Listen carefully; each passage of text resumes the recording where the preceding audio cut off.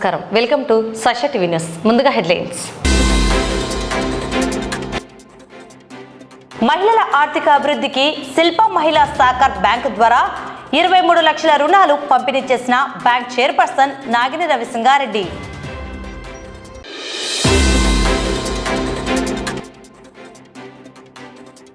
కూటమి ప్రభుత్వానికి దేవాలయాల నిర్వహణ చేత కావడం లేదని విమర్శించిన ఎమ్మెల్సీ ఇసాక్ బాషా.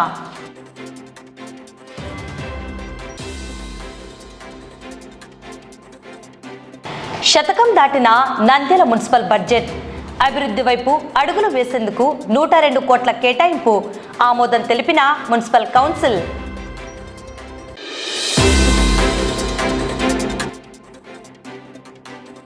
గన్మెన్ జయరాం రెడ్డి మాతృమూర్తి మృతి నివాళులు అర్పించిన శిల్ప చారిటీస్ చైర్పర్సన్ నాగిని రవిసింగారెడ్డి.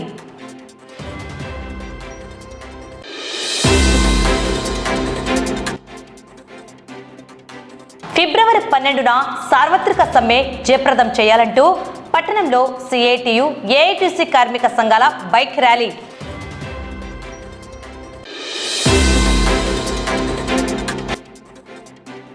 శాప్ లీగ్ 2026 క్రీడా పోటీల క్యాలెండర్ విడుదల. 31 క్రీడాంశాలలో పోటీలు.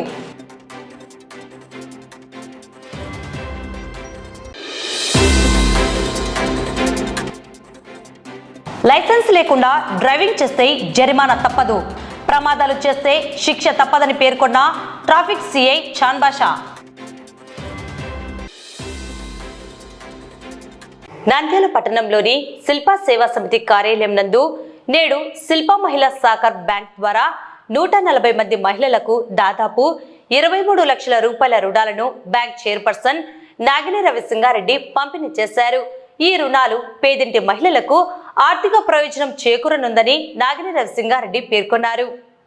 శిల్ప మహిళా సహకార్ బ్యాంక్ చైర్పర్సన్ నాగిని రవిసింగారెడ్డి మాట్లాడుతూ, రాజకీయాలకు అతీతంగా గెలుపు ఓటములను సమానంగా తీసుకుంటూ పేదింటి మహిళల ఆర్థిక ప్రయోజనం కోసం తక్కువ వడ్డీతో రుణాలను పంపిణీ చేయడం జరిగిందన్నారు.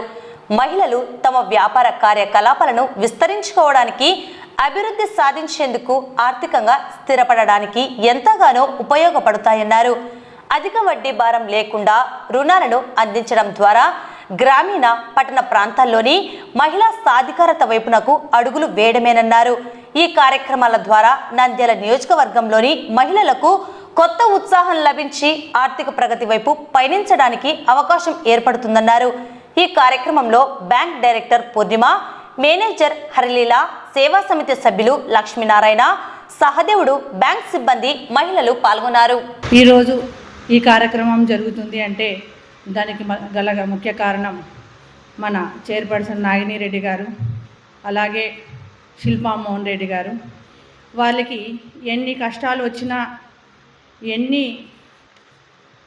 ఎన్ని బాధలు ఉన్నా మన కోసం అంటూ హైదరాబాద్ నుంచి ఇక్కడి దాకా వచ్చి మీ అందరి కోసం ఈ కార్యక్రమాన్ని జరుపుతున్నారు. ఎందుకు అంటే ఒక కార్యక్రమాన్ని పెట్టింది ఉద్దేశం ఏమిటంటే మన నంద్యాల మహిళలందరికీ ఒకటి మనము ఉపయోగపడాలి అనే ఉద్దేశంతో పెట్టారు. ఆ ఉద్దేశ కార్యక్రమాన్ని ఎక్కడ ఆగకుండా జరిగిపోతూ ఉన్నది. ఎందుకు అంటే మన మహిళలందరికీ కుటుంబంలో మనం పొదుపు చేసుకోవడం వల్లనే మనం కుటుంబం బాగుంటుంది అనే ఉద్దేశం మనకు మాత్రమే తెలుసు. అలాగే ఈ విషయాన్ని మన శిల్పా మోహన్ రెడ్డి గారు గుర్తించారు కాబట్టి మహిళలకి ఏదైనా వాళ్ళకు ఉపాధి కల్పిస్తే దాన్ని వాళ్ళు కుటుంబాన్ని బాగుపరుచుకుంటారనే ఉద్దేశంతో ఈ మహిళా బ్యాంకు ప్రారంభించారు. దీంట్లో ఎన్నో కార్యక్రమాలు చేశారు. స్వయం ఉపాధి కోసం టైలరింగ్ అయితేనేమి, మగ్గం వర్క్ అయితేనేమి, అల్లికలు అయితేనేమి, మెహందీ అయితేనేమి, ఇలా ఎన్నో నేర్పించబడ్డాయి. దాంతోపాటు మీకు చిన్న చిన్నగా ఉపాధి చేసుకోవడానికి తోపుడు బండ్లు అయితేమి, తోపుడు బండ్లలో రకరకాలుగా చేసుకుంటున్నారు. కూరగాయలు అయితేమి, టిఫిన్ సెంటర్లు అయితేమి, చిన్నగా మ్యాచింగ్ సెంటర్లు, ఇలా అన్నీ చేసుకోవడానికి గల కారణం మన శిల్పా మోహన్ రెడ్డి గారు, అలాగే మన చైర్పర్సన్ నాగిని రెడ్డి గారు. ఎందుకంటే మహిళలకు ఏదైనా చేయగలే శక్తి ఉందనే ఉద్దేశంతో ఈ మహిళా సంఘాన్ని స్థాపించారు. మీరందరూ దీన్ని ప్రతి ఒక్కరూ సద్వినియోగం చేసుకుంటూ ఇలాగే మీతో పాటు ఇంకా తెలియని వాళ్ళకు కూడా ఈ విషయాన్ని తెలియజేస్తూ వాళ్ళను కూడా ఈ మహిళా సంఘంలో సభ్యురాలుగా చేసుకొని వాళ్ళకు కూడా ఒక కుటుంబాన్ని ఏర్పాటు చేసి వాళ్ళకు కూడా ఒక ఉపాధి కల్పిస్తారని చెప్పి నేను మనస్ఫూర్తిగా కోరుకుంటూ ఈ అవకాశం ఇచ్చిన అలంకరించిన పెద్దలందరికీ నా నమస్కారం మేడం. ఇప్పుడు నేను సెకండ్ టైం తీసుకుంటున్నాను టైలరింగ్ కోసం. ఈ అవకాశం ఇచ్చిన మీ అందరికీ కృతజ్ఞతలు. Thank you madam. ఈ మంచి అవకాశము మనకందరికీ కలగజేసిన మేడం గారికి thank you so much madam. మీరు ఇచ్చిన ప్రతి పైసా మేము వేస్ట్ చేయకుండా చీరల బిజినెస్గా దానికి ఉపయోగపడుతుంది madam. Thank you so much madam.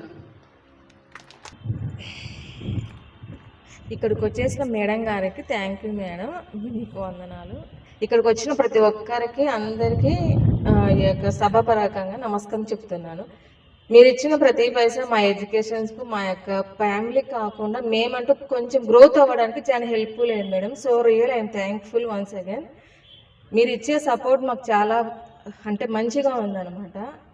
మేము ఎక్కడికైనా ఇంట్రెస్ట్ తీసుకొని అది సో మెనీ టైమ్స్ ఇంకా అంటే మా సంపాదన అంతా ఇంట్రెస్ట్కే పోతుంది. తక్కువ పైసతో మాకు మంచిగా ఇస్తున్నందుకు చాలా థ్యాంక్స్ మేడం. ఇది నేను థర్డ్ టైం తీసుకుంటున్నాను అనమాట. ఇది కూడా నాకు చాలా హెల్ప్ అయిందనమాట. చాలా థ్యాంక్ యూ మేడం. గౌరవులైన పెద్దలకు, మేడంకు నా నమస్కారాలు. ఇక్కడికి వచ్చిన మహిళలకు నా నమస్కారాలు తెలుపుతూ, నేను ఇది 3వసారి తీసుకుంటున్నాను లోను.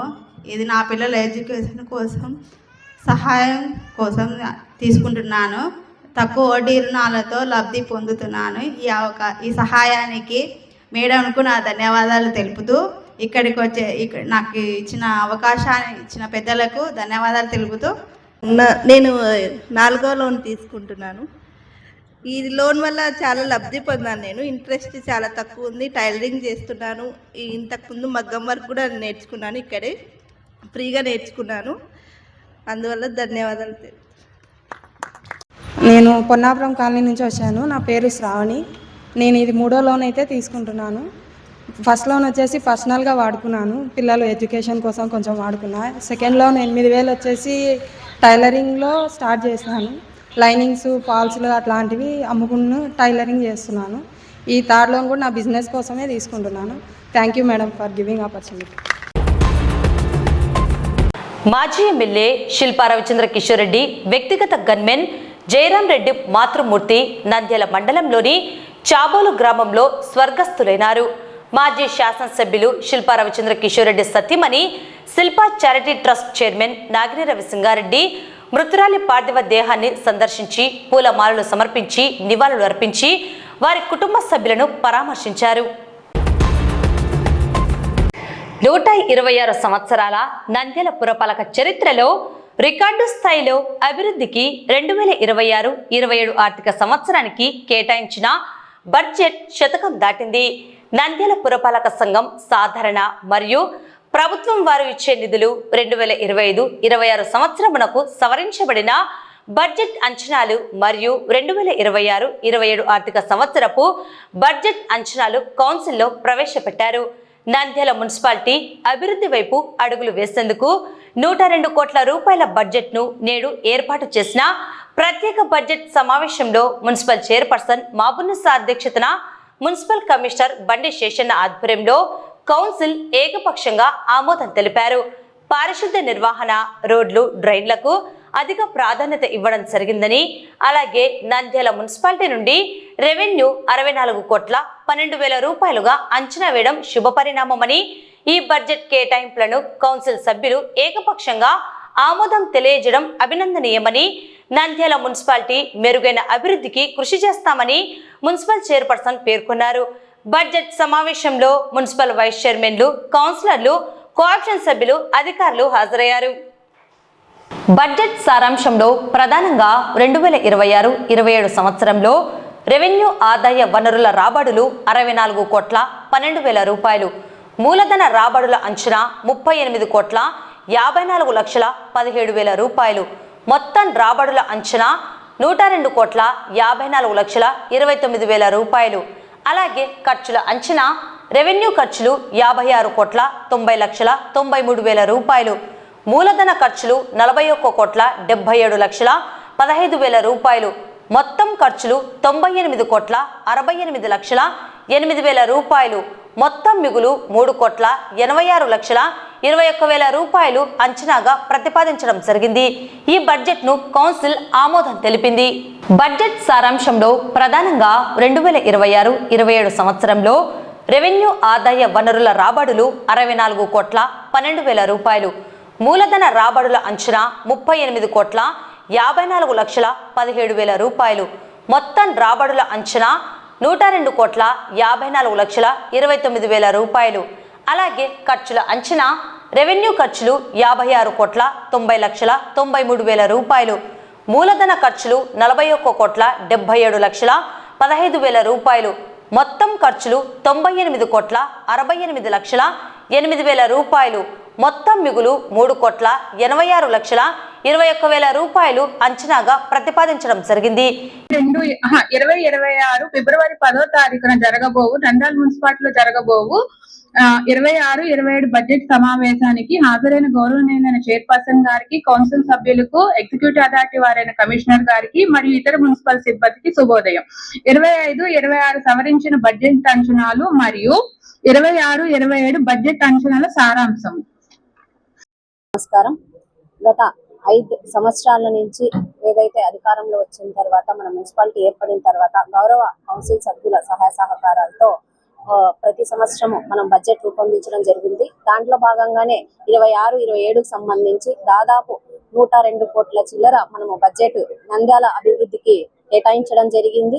దాని సందర్భంగా ఎవరైతే గౌరవ సభ్యులందరూ ఏకపక్షంగా ఆమోదించినందుకు వాళ్ళందరికీ ధన్యవాదాలు తెలియజేసుకుంటూ రాబోయే కాలంలో నంద్యాల అభివృద్ధికి మెరుగైనటువంటి కృషి చేస్తామని, ఏదైతే ఇప్పుడు కేటాయించిన బడ్జెట్ ని నంద్యాల అభివృద్ధి కోసం కృషి చేస్తామని చెప్పి తెలియజేసుకుంటున్నాను. దాదాపుగా ముఖ్యంగా ఈ సంవత్సరము శానిటేషన్, రోడ్స్ అయితేనేమి, డ్రైన్స్ అయితేనేమి వీటి మీద ఎక్కువ కేటాయించడం జరిగింది. అదే విధంగా ముఖ్యమైనటువంటి ఆదాయము మన మున్సిపాలిటీ నుంచి వచ్చే విధంగా చర్యలు అయితే తీసుకోవడం జరుగుతుంది. నంద్యాల పట్టణ అభివృద్ధికి వీలైనంత వరకు కృషి చేస్తామని చెప్పి ఈ సందర్భంగా తెలియజేస్తున్నాను. అధికారంలో ఉన్న కూటమి ప్రభుత్వం దేవాలయాల నిర్వహణ చేత కావడం లేదని తీవ్రంగా నంద్యాల ఎమ్మెల్సీ ఇస్సాక్ బాషా విమర్శించారు. తాజాగా దక్షిణ భారతదేశంలో ప్రసిద్ధ శైవ క్షేత్రం జ్యోతిర్లింగంగా విలసిల్లుతున్న శ్రీశైల బ్రహ్మరాంబిక మల్లికార్జున స్వామి దేవస్థానంలో శివరాత్రి బ్రహ్మోత్సవాల సందర్భంగా భక్తుల తాకిడి అధికంగా ఉన్న నేపథ్యంలో కూటమి ప్రభుత్వం దేవాలయాల నిర్వహణలో నిర్లక్ష్య ధోరణిగా వ్యవహరించడంతో స్వామివారి దర్శనానికి వచ్చిన సాధారణ భక్తులకు, ఇరుముడితో వచ్చిన శివ స్వాములకు మధ్య జరిగిన తోపులాటలో స్వామివారిని దర్శించుకునేందుకు క్యూలైన్ల గేట్ల తాళాలు పగులగొట్టి లోపలికి చొచ్చుకు వెళ్లడం భక్తులకు తీవ్ర ఇబ్బందులకు గురిచేసింది. ఈ ఘటనపై నంద్యాల ఎమ్మెల్సీ ఇస్సాక్ బాషా కూటమి ప్రభుత్వ తీరును ఎండగట్టారు. అందరికీ నమస్కారం. శ్రీశైలంలో శివభక్తులకు, ఇరుముడి వేసుకున్న భక్తులకు ఎంత ఇబ్బందికరంగా జరుగుతూ ఉందో చూస్తూ ఉన్నారు. ఈ కూటమి ప్రభుత్వము దేవాలయాల నిర్వహణ కూడా వీళ్ళకు చేత కావడం. ముందు ఏదైనా చేయాలంటే వాళ్ళకు దేవుళ్ళ మీద ఒక భక్తి, ఒక నమ్మకము ఉండాలి. ఈ రకంగా నెగ్లిజెన్స్ చేసుకుంటూ పోతే ఉంటే ఏ రకంగా జరుగుతూ ఉంది? ఎంత తొక్కిసలాట జరిగింది. గేట్లు తీసేసి బ్యారికేడ్లు పగలగొట్టి శివభక్తులు ఎంతో గొడవ చేస్తూ ఉన్నారు. ఎన్ని గంటలను వెయిట్ చేస్తారు. ఒక సిస్టమేటిక్ వే ఎక్కడే కానీ వీళ్ళు ఆచరించిన పాపాన పోవట్లేదు. ఎంత ఇబ్బంది జరుగుతుంది. సామాన్య భక్తులకు కానీ, ఇరుముడి వేసుకున్న శివభక్తులకు కానీ ఎంత ఇది చేస్తూ ఉన్నారు. భక్తులను ఏ రకంగా చూడాలి? ఒక క్యూ కాంప్లెక్స్, ఒక పద్ధతి, సెక్యూరిటీ, ఒక టైమింగ్, ఒక స్లాట్ బుకింగ్ ఏమి చేయరా మీరు? అన్నీ మీ ఇష్టం వచ్చినట్టు గందరగోళమే తప్ప వేరే ఏమి. ఇంతకుముందు కూడా వైజాగ్లో తొక్కిసలాటలో అసూలు భాష, అలాగే తిరుపతిలో వైకుంఠ ఏకాదశి దర్శనానికి టికెట్లు ఇష్యూ చేయడంలో ప్రాణాలు బలికొన్నారు. ఒక్క పని కూడా మీరు ఒక పద్ధతిగా, ఒక క్రమశిక్షణతో ఇది దైవ కార్యము, జాగ్రత్తగా చేయాలి అనే ఒక అకుంఠిత దీక్షతో మీరు ఏదీ చేయట్లేదు. చాలా తప్పు, చాలా బాధగా ఉంది. ఇప్పుడైనా మీరు కళ్ళు తెరిచి ఏ దేవునిదైనా సరే, అది శివభక్తులు కావచ్చు, వైష్ణవ భక్తులు కావచ్చు, ఇంకో చోట కావచ్చు, జాగ్రత్తగా మెయింటైన్ చేయమని చెప్పేసి మీ ద్వారా ప్రభుత్వాన్ని కోరుకుంటాను. నమస్కారం. ఫిబ్రవరి 12న సార్వత్రిక సమ్మె జయప్రదం చేయాలంటూ పట్టణంలో సిఐటియు, ఏఐటిసి కార్మిక సంఘాలు బైక్ ర్యాలీ నిర్వహించారు. కేంద్రంలోని బీజేపీ ప్రభుత్వం 4 లేబర్ కోడ్లను రద్దు చేయాలని, 44 కార్మిక చట్టాలను అమలు చేయాలని, మహాత్మా గాంధీ జాతీయ గ్రామీణ ఉపాధి హామీ పథకం యథావిధిగా అమలు చేసి 200 రోజులు పని కల్పించి 600 రూపాయలు కూలీ వేతనం ఇవ్వాలని, జీరాంజీ చట్టాన్ని ఉపసంహరించుకోవాలని, రైతులు పండించిన పంటలకు గిట్టుబాటు ధరలు కల్పించాలని, ఎరువుల ధరలను తగ్గించాలని, కౌలు రైతులకు గుర్తింపు కార్డులు ఇవ్వాలని, వడ్డీ లేకుండా బ్యాంకులలో రుణాలు ఇవ్వాలని కోరుతూ దేశవ్యాప్తంగా యావత్ కార్మిక సంఘం చేపట్టే ఫిబ్రవరి 12న జాతీయ సమ్మెలో కలిసి ఐక్యంగా పాల్గొని కేంద్ర, రాష్ట్ర ప్రభుత్వాలకు కనువిప్పు కలగాలని, ఫిబ్రవరి 12న జరిగే దేశవ్యాప్త సార్వత్రిక సమ్మెను జయప్రదం చేయాలని కోరుతూ పట్టణంలో సిఐటియు, ఏఐటిసి కార్మిక సంఘాల ఆధ్వర్యంలో బైక్ ర్యాలీ నిర్వహించారు. రేపు 12వ తారీఖు జరిగే సార్వత్రిక సమ్మెను జయప్రదం చేయాలని ఏఐటిసి, సిఐటి ఆధ్వర్యంలో బైక్ ర్యాలీ నిర్వహించడం జరిగింది. దేశంలో 80 లక్షల మంది కార్మికుల కడుపు కొట్టి 4 లేబర్ కోడ్లను, అదేవిధంగా నూతన వ్యవసాయ చట్టాన్ని, నూతన విత్తన వ్యవసాయ బిల్లును కూడా ట్రంప్కు తలొగ్గి వ్యవసాయ చట్టాలను కూడా మార్చే విధంగా మోడీ ప్రభుత్వం నిర్ణయం తీసుకున్నది. ఈ చట్టాల వల్ల ప్రజలే కాక, కార్మికులే కాక, సామాన్య ప్రజలు కూడా ఇబ్బందులు పడాల్సి వస్తుంది. కాబట్టి దీనిని వెంటనే రద్దు చేసుకోవాలని మేము పిలుపులో భాగంగా సమ్మెలో పూర్తిగా పాల్గొంటూ ఈ యొక్క రేపు జరిగే 12వ తారీఖు జరిగే సార్వత్రిక సమ్మెలో కూడా రైతులు, ప్రజా సంఘాలు కూడా పాల్గొని ఈ యొక్క సార్వత్రిక సమ్మెను జయప్రదం చేయడానికి మా వంతుగా ప్రయత్నం చేస్తామని తెలియజేసుకుంటాను. దేశవ్యాప్తంగా ఫిబ్రవరి 12న సార్వత్రిక సమ్మె జయప్రదం చేయాలని కోరుతూ సిఐటియు, ఏఐటిసి ఆధ్వర్యంలో బైక్ ర్యాలీ పట్టణ పురవీధుల గుండా నిర్వహించడం జరిగింది. ఈ బైక్ ర్యాలీ ప్రధాన ఉద్దేశము కేంద్రంలోని నరేంద్ర మోడీ ప్రభుత్వం అధికారంలోకి వచ్చిన 12 సంవత్సరాల కాలంలో కార్మికులకు, ఉద్యోగులకు, రైతులకు, వ్యవసాయ కార్మికులకు నష్టం కలిగించే విధంగా చట్టాలను తీసుకురావడం జరుగుతుంది.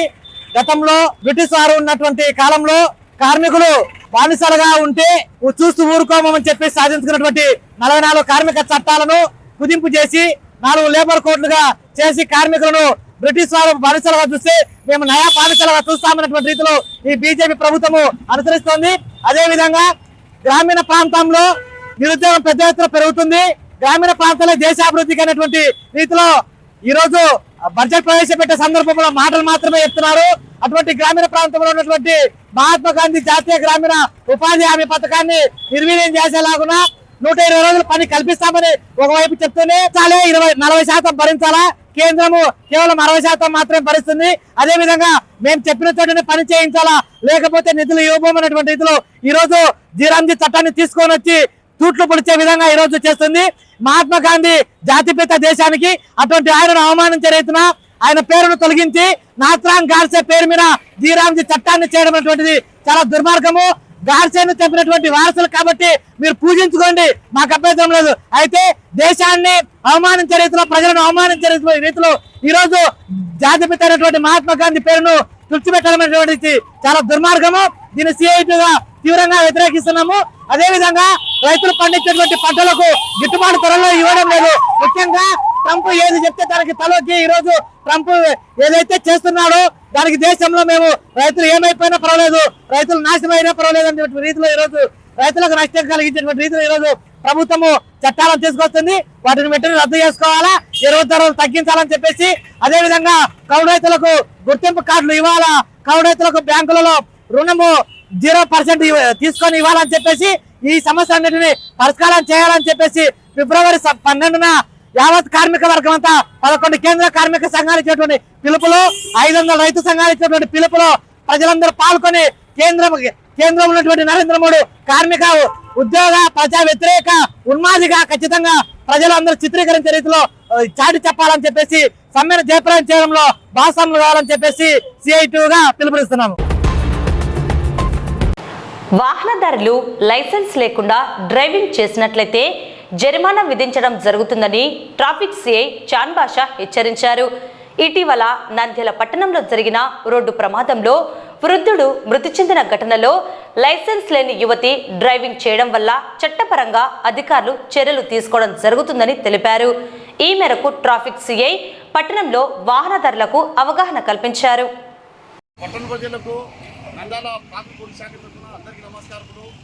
మా జిల్లా ఎస్పీ సార్ గారు సునీల్ శరణ్ గారు ఖచ్చితంగా మైనరు తర్వాత మహిళలు ఎవరైనా కానీ లైసెన్స్ లేకుండా ప్రయాణిస్తే కఠినంగా ప్రయాణించమని చెప్పడం జరిగింది. ఎందుకంటే లాస్ట్ 3 days ముందు నూటపల్లి దగ్గర ఒక కాలేజ్ అమ్మాయి బైక్ నడుపుతూ సైకిల్లో పోయే 75 సంవత్సరాల రామూర్తి గారికి యాక్సిడెంట్ చేశారు. పెద్దయన గారు నెక్స్ట్ రోజు చనిపోవడం జరిగింది. ఆ పాప స్కూటీ తీసుకొచ్చి స్టేషన్ పెట్టి ఆ పాపకు లైసెన్స్ చేసింది. ఆ పాపను కోర్టులో హాజరుపరచడం జరిగింది.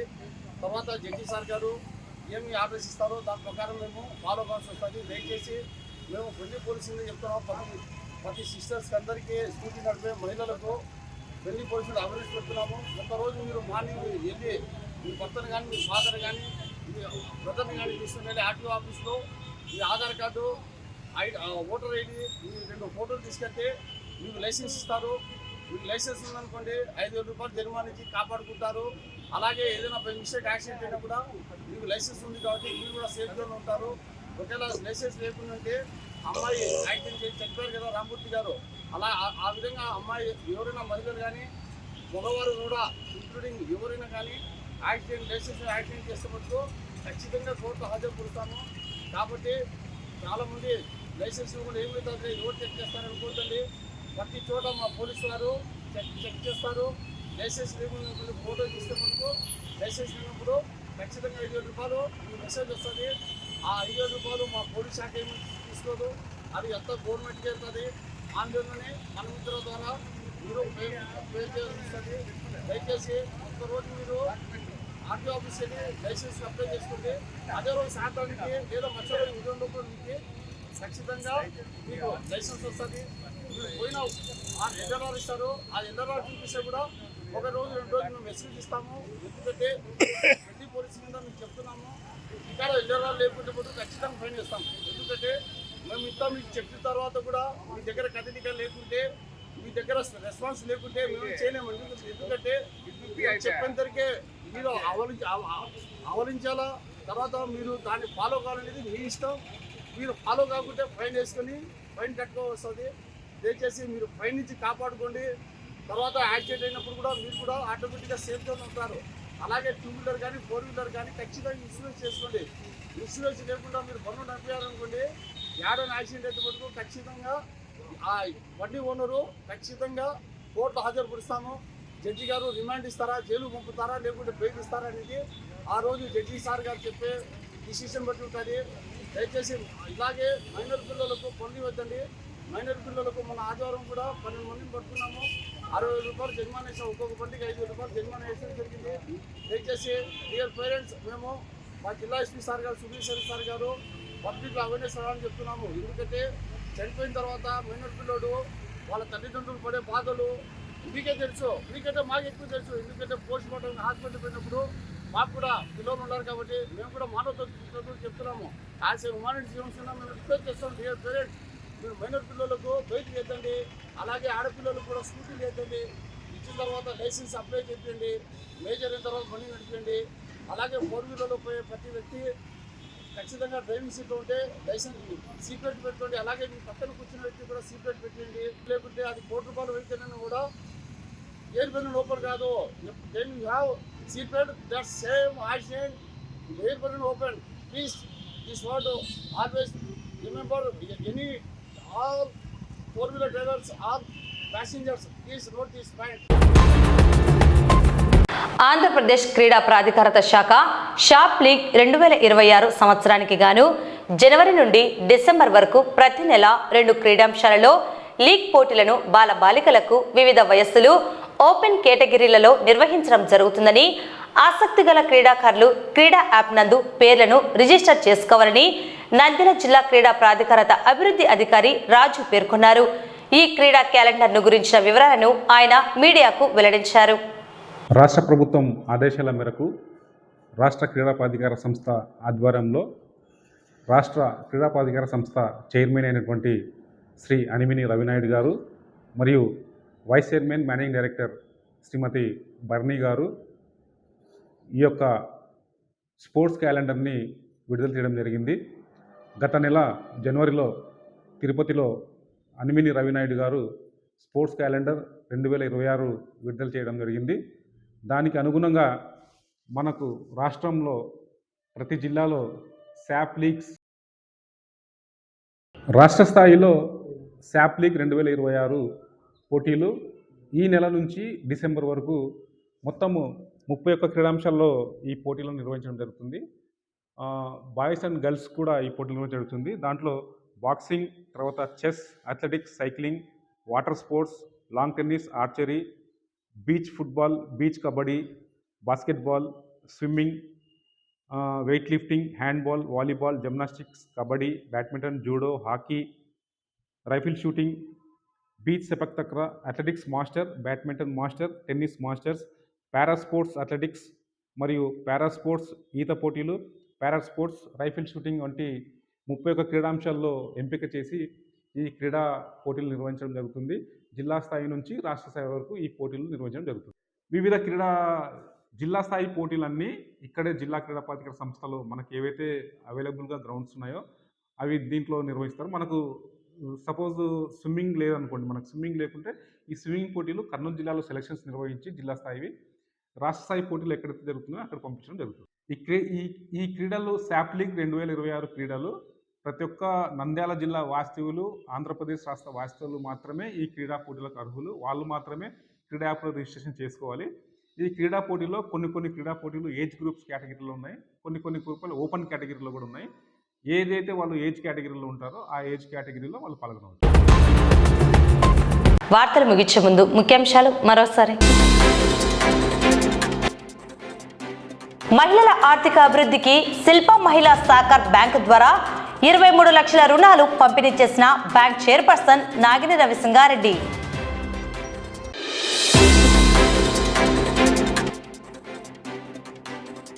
కూటమి ప్రభుత్వానికి దేవాలయాల నిర్వహణ చేత కావడం లేదని విమర్శించిన ఎమ్మెల్సీ ఇసాక్ బాషా.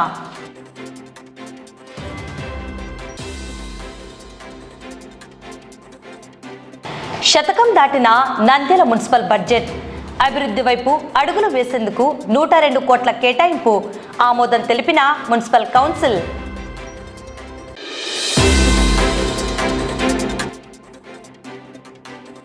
గన్మెన్ జయరాం రెడ్డి మాతృమూర్తి మృతి నివాళులు అర్పించిన శిల్పా చారిటీస్ చైర్పర్సన్ నాగిని రవిసింగారెడ్డి.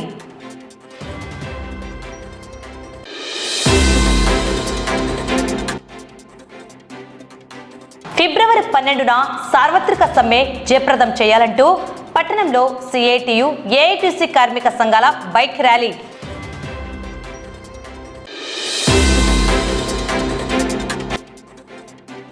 శాప్ లీగ్ 2026 క్రీడా పోటీల క్యాలెండర్ విడుదల. 31 క్రీడాంశాలలో పోటీలు.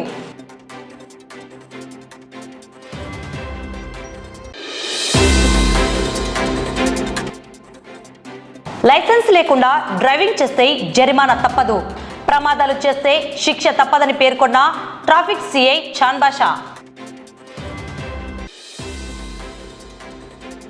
ఈ వార్తలు ఇంతటితో సమాప్తం. నమస్కారం.